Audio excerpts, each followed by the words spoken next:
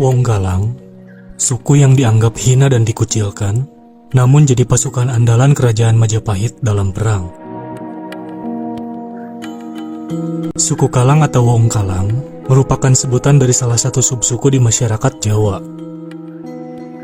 Mereka telah ada sejak zaman kerajaan-kerajaan Nusantara. Namun karena satu dan lain hal, mereka dikucilkan oleh mayoritas masyarakat saat itu. Hal itulah yang mengawali sebutan Kalang. Kata Kalang berasal dari bahasa Jawa yang berarti batas. Lingkup sosial orang-orang ini sengaja dibatasi atau dikalang oleh otoritas atau mayoritas masyarakat kala itu. Orang Kalang sengaja diasingkan dalam kehidupan masyarakat luas, karena dahulu terdapat anggapan bahwa mereka liar dan berbahaya. Istilah Kalang pertama kali ditemukan dalam prasasti kuburan candi di Desa Tegalsari, Kawedanan Tegal Harjo, Kabupaten Magelang, berangkat tahun 753 Saka atau 831 Masehi. Maka diduga, suku ini telah ada sebelum agama Hindu masuk ke Jawa. Menurut mitos, orang Kalang adalah maestro pembuat candi yang secara fisik berbadan tegap dan kuat. Ada pula kemungkinan bahwa mereka berasal dari Khmer atau Kamboja, di mana orang kuat di negeri tersebut disebut sebagai manusia Kalang. Seperti kita ketahui bahwa arsitektur candi Kamboja memiliki kemiripan dengan candi-candi Jawa. Setelah masuknya Hindu, Wong Kalang semakin terkucil oleh sistem pengastaan karena ketidakjelasan asal-usul nenek moyang mereka. Orang Kalang pun dipaksa menghuni daerah-daerah pengasingan, seperti lereng-lereng gunung yang tinggi, pantai yang berpaya-paya, tepi sungai, serta dataran tandus. Dengan sebagian lainnya, hidup nomaden dari hutan ke hutan.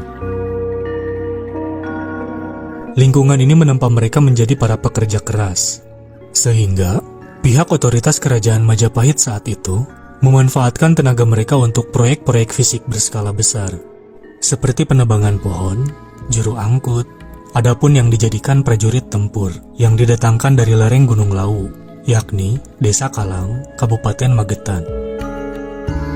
Buku Javans Nederduitswoordenboek menjelaskan bahwa Kalang adalah nama sebuah etnis di Jawa yang dulu hidup di area hutan, dan diduga mereka berasal dari keturunan yang hina. Menurut Peter Johannes Vedt, orang Kalang memang memiliki fisik berbeda dengan penduduk setempat. Mereka lebih menyerupai suku Negrito di Filipina yang berkulit legam dan berambut keriting. Orang Kalang juga dianggap sebagai imigran dari Kedah, Kelang, dan Pegu pada tahun 800 Masehi. Dengan berbagai perbedaan fisik dan latar belakang tersebut, orang Kalang memilih memisahkan diri dari permukiman penduduk lainnya.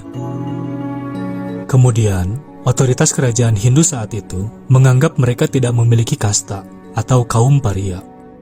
Semakin rengganglah jarak antara mereka dengan masyarakat umum.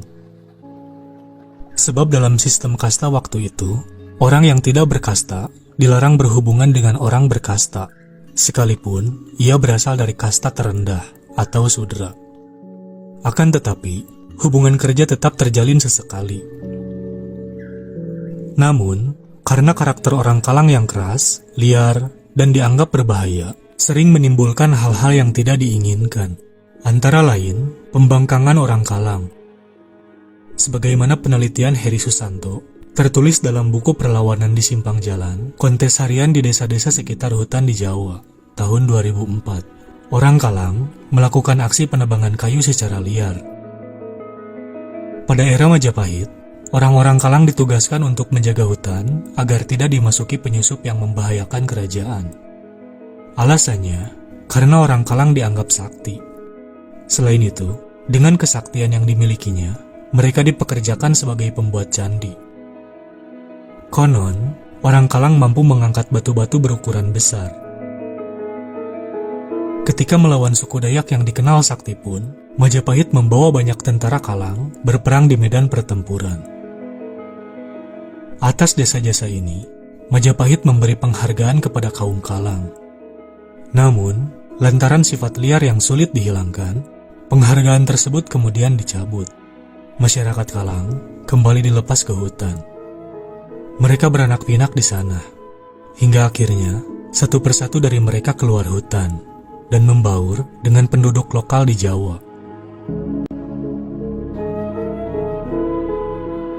Beberapa mitos yang beredar mengenai suku Kalang.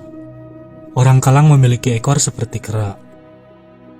Mitos ini pertama dikemukakan oleh antropolog Jepang, Mitsuo Nakamura, pada tahun 1983. Ia mengatakan bahwa orang-orang Kalang dulunya adalah tawanan yang ditangkap Sultan Agung dalam ekspedisinya di Bali pada awal abad 17.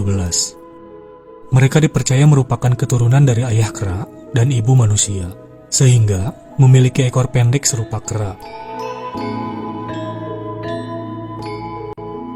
Orang Kalang keturunan anjing. Selain anggapan bahwa orang Kalang merupakan blasteran kera, mereka juga dianggap sebagai keturunan anjing. Orang Jawa memiliki anggapan berbau tahayul, bahwa wong Kalang merupakan anak dari perkawinan antara seorang perempuan dengan seekor anjing. Anggapan itu sebenarnya bukan terbentuk dengan sendirinya. Dalam Gegumbregan Gegalungan, yakni upacara yang kini sudah jarang dilakukan oleh masyarakat Kalang, terlihat sekali simbolisasi dan ekspresi gerakan yang meniru perilaku anjing. Antara lain, partisipan upacara merangkak layaknya anjing. Hal ini dilakukan agar segala keinginan dapat dikabulkan oleh leluhurnya. Anjing dalam upacara galungan tersebut dapat juga dimanifestasikan dalam wujud patung kecil yang diletakkan di hadapan orang yang merangkak. Seiring perkembangan zaman dan tidak berlakunya sistem kasta, kini orang-orang Kalang sudah banyak berbaur dengan masyarakat lainnya, baik dalam pergaulan sosial maupun kawin-mawin. Etnis ini sudah diterima dengan baik di Indonesia. Demikian sebaliknya, orang-orang Kalang juga dapat menerima masyarakat dari luar sukunya. Saat ini, orang Kalang banyak tersebar di Provinsi Jawa Timur, Jawa Tengah, dan daerah istimewa Yogyakarta, seperti Cilacap, Magetan, Adipala, Gombong, Ambal, Petanahan, Kebumen, Bagelan, hingga Yogyakarta. Namun, di kalangan internal, tetap saja ada pembagian golongan. Pertama, Kalang Obong. Ritual ikonik suku Kalang yang telah ditetapkan sebagai warisan budaya tak benda pada tahun 2018. Golongan Kalang dari laki-laki yang berhak untuk mengadakan upacara Kalang Obong.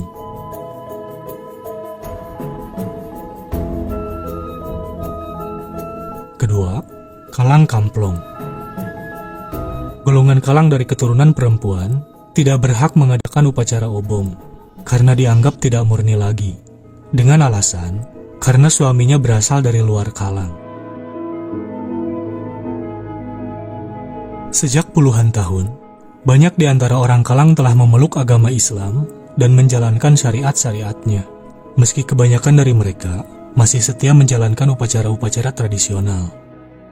Beberapa ritual yang masih mereka lakukan hingga hari ini, seperti Kalang Obong, Obong Mitung Dino, dan Obong Mendak, Gegalungan Gegumbregan, Nyayuti, dan sebagainya. Upacara-upacara tersebut sebenarnya memerlukan biaya yang tidak sedikit. Namun, hal ini tetap dipandang sebagai kewajiban, karena bertujuan untuk mengumpulkan kembali anggota suku Kalang yang tersebar di berbagai penjuru Indonesia, sekaligus mengikuti amanat leluhur mereka. Ada pula orang Kalang yang sudah melepas identitasnya. Mereka tidak lagi melakukan ritual-ritual khas kaum Kalang dan tidak khawatir akan terjadi sesuatu pada dirinya. Karena telah berakulturasi dan beradaptasi dengan baik, nyaris tak ada perbedaan antara orang Kalang maupun bukan Kalang. Pada umumnya, kehidupan orang Kalang sangat makmur dan teratur. Banyak di antara keturunan yang telah sukses menjadi wirausahawan.